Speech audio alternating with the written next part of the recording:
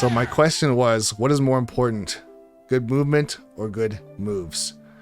And honestly, I feel like it's a deeper question than that, or it should be phrased a little bit differently. It should be, what's more important, more movement or more moves? Not necessarily good or bad. Obviously, there is good and bad moves, and there is good and bad movement, but should your balance of moves to movement ratio should it be scaled in a certain way, where it's like you're mostly moving around and barely throwing out attacks, or should you be throwing out tons of attacks and not really moving around that much? And by not really moving around that much, I mean the amount of time in between each attack. Is it like dash forward, down tilt, dash forward, down tilt, dash forward, down tilt? Or is it dash around, empty hops, crouching, walking, stuff like that? Should it be more of this, or should it be more moves? Should it be 30-70 split? Should it be 50-50?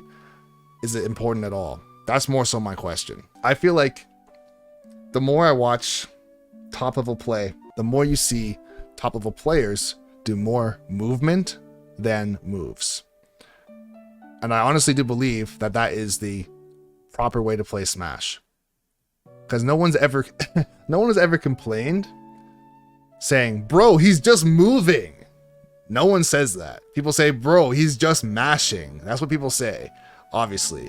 So if someone's just mashing and people get mad, okay, there's a difference between mashing and throwing out moves that are smart moves, or throwing out a lot of smart moves, making good decisions, obviously. But realistically, if someone is mashing, every single time you throw out a move, you have to try and treat it like you have a certain reservoir of moves, or a certain amount of MP, I guess you could say, as far as an analogy to say. Every time you throw out a move, there's potential that you're going to get punished for it. So if, let's say, based on conditioning, based on reading someone's habits, if I'm someone who's throwing out, I'll say a very easy example. If I'm throwing out double edge dance as Roy, and that's all I'm doing, there's going to be a certain threshold of double edge dances that I can throw out during a game before I just lose. And if I throw out too many of them compared to anything else, then I'm going to get punished for it and potentially get grabbed, or up smash out of shield, or up B out of shield, or something bad. Or I might get hit with a dash back F smash, or a dash attack, depending on the character, if they have a dash attack that kills, or whatever it might be, or a combo starter of some sort.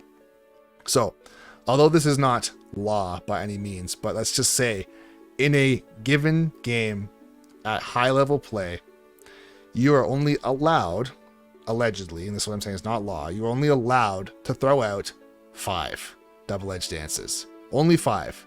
Because as soon as you do 6, 7, 8, 9, or 10, expect that all of them are going to get punished. This is not a guarantee, of course, but this is where a habit would definitely come out. And at higher levels of play, they don't need much. They don't need much as far as reading a habit and saying, okay, this guy's addicted to side B. All I have to do is run towards him and shield, and he's just going to side B. Right? Or I can run towards him, dash away, and he's going to side B. I can land on the shield with something that's -2 or -3, and shield immediately, and he's just going to side B. So the first couple, you might catch me, because I didn't know you were going to do that. But then after that, if you keep on doing it, you're way past your allotted amount, I guess you could say, of how many side Bs you're allowed to do. Allowed. And I keep on prefacing this by saying this is not fact by any means. This is just an example. But if you're doing 6 out of 5 or 7 out of 5 or 10 out of 5 that you should be doing, assume all of those are going to get punished. So what does that mean? Why is that important? It's important to say you should only do 5 of them, or sprinkle them in within your movement and other moves to try and keep it ambiguous, so it's not obvious that if I touch your shield at all, you're just going to do this, right? You have other moves that you can punish with as well as Roy, of course. You have your forward tilt, you have back air, you have your smash attacks, you have up B out of shield, right? So there's other ways to get punishes that are not just side B. So if you have, let's say you've done 2 side Bs, 1 on either stock, and you've kept it very, very low, and the 2 times that you've done it, you've been successful with it, right? So after that, you might want to switch up and go to, I don't know, pivot cancel forward tilt, maybe get a grab, right? Just something that's a little bit different, and say, okay, all these moves have a certain meter as well. So let's say if you're doing too many grabs, let's say you should only be doing 5 grabs as well. If you do 7 grabs in a game, or 9 grabs in a game, or 12 grabs in a game, there's no chance that you're landing 12 grabs. I'm not going to say that you're going to land the first 5 grabs in a row, but if you've gone for 5 grabs in total, if you've landed 3 grabs and you've missed 2, after that, there's a very strong chance, okay, he's gotten 3 grabs, he's missed 2, he's tried to go for 5 grabs. This person wants to get grabs more than anything. So I'm going to start jumping more or dashing around more and make him miss grabs on purpose. So if he continues to go for them, whether it's 7, 8, 9, or 10 grabs after he should have stopped going for this particular habit or read that he thinks he has, if he hasn't stopped, I'm just going to punish him for doing this over and over again. So your movement can kind of be, I hate to use the word buffer, but kind of a buffer between moves to say, I'm not going to just dash back side B or dash back F smash, dash back forward tilt or whatever it is, and do that habit 6 or 7 times in a row, right? Also, there's a threshold as well as far as movement to say, you could be throwing out moves, or sorry, you can be moving around too much to the point of where it's like, okay, all you're doing is moving and you're giving up potential punishes because you're dashing back or you're just empty hopping or you're rolling or you're double jumping too much. Not too much to the point of, I guess you're going to lose because of this, but it's not so much like you're dashing away and you're getting hit and that's the problem. It's more so you're dashing away when your opponent did something that's clearly unsafe and you didn't do anything to punish it. If that happens over and over again, it's like, okay, it's kind of a meter for that. I wouldn't really consider that to be the same analogy, I guess, movement versus moves. But as far as movement goes, you definitely want to, in my opinion, you want to use more movement than moves.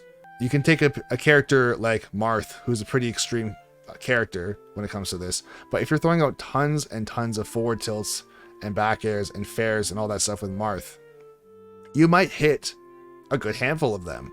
But if your movement is quite bad, there's a good chance that your spacing is also going to be quite bad. So instead of landing 12 sour spot fairs and making it very obvious that you want to do short hop fairs to get your punishes, you could have landed 6 or you could have landed 5 and they could have all been tipper, right? Of course, this is wishful thinking on paper. That's a possibility, but you kind of get what I'm saying as far as just wasting your potential, wasting your punish potential by being too move happy or attack happy.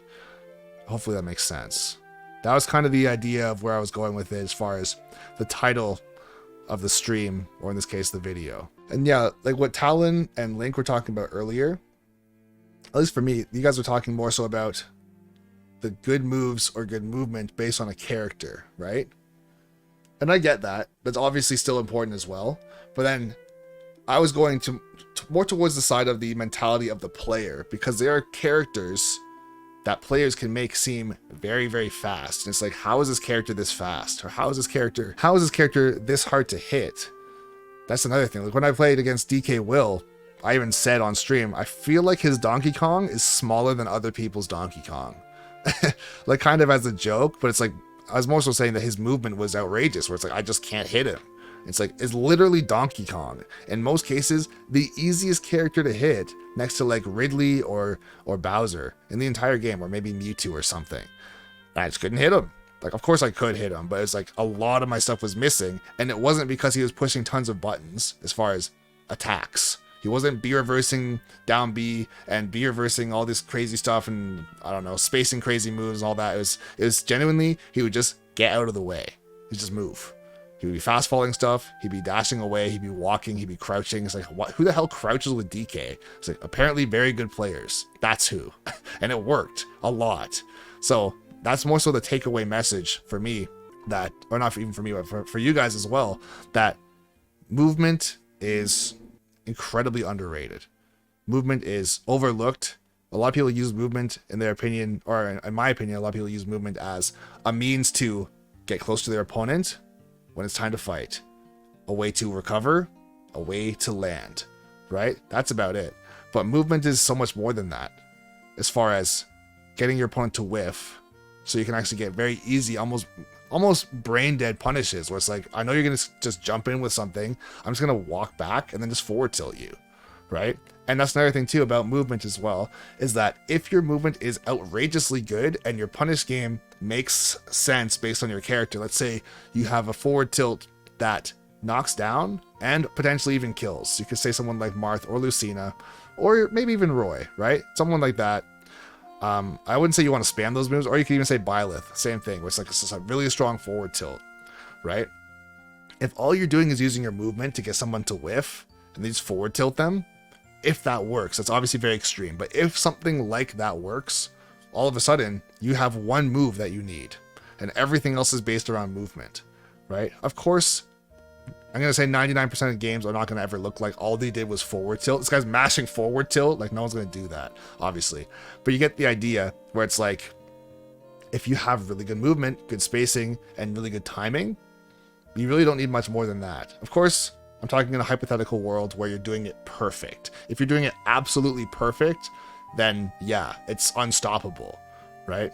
But of course, with human error and playing online and stuff like that, of course, it's not going to be perfect. But you get the idea where if your movement on the flip side of it is horrible, it doesn't really matter which attack you choose. If you're always facing the wrong way or misspacing it or hitting on a shield or choosing the wrong move and getting high profiled, low profiled, outranged, whatever, all those moves don't really matter, or outframed at it as well. All those moves don't really matter if you're always out of position. MKLeo makes Byleth look like Sonic. Honestly, I've seen some stuff. It's from him.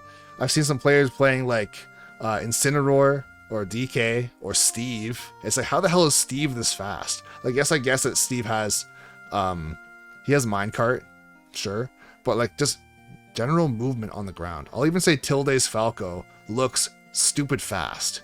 It's like, it's just normal Falco. It's like, no, he fast falls everything. His back airs, his down airs, everything is auto canceled, right? He's always following up on top of you, whatever. He always knows when to do a proper side B, right? He's just always in the right spot. A lot of the strings and combos that he does, it's like, this is just a vortex of death. How do you get out of this? You don't.